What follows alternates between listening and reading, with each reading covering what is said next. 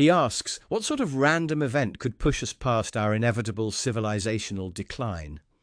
Would it be possible for a macro innovation to be significant enough to slow or reverse our decline in intelligence? Well, presumably if the tinkering that had an exponential effect, then it could.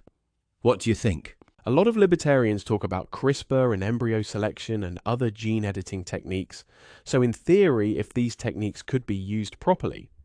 But, as you know, I believe this is impossible in the absence of group selection. I'm actually anti-eugenics. I'm someone who studies dysgenics, but I'm actually anti-eugenics.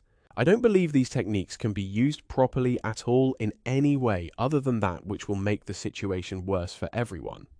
But ultimately, in theory, under the right set of contingencies and the right traits were promoted, then yes, that could permanently reverse our civilizational decline by virtue of changing who we are.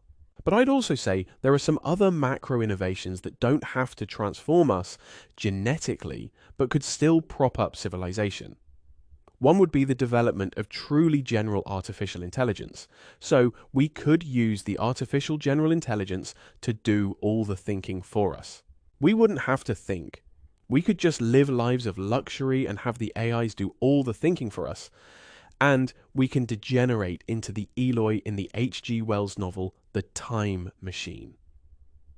The Eloi are a race of men that developed out of the aristocracy who have devolved into creatures of pure hedonism and luxury, and they are farmed essentially by the Morlocks who live underground, and have become nocturnal and beastly.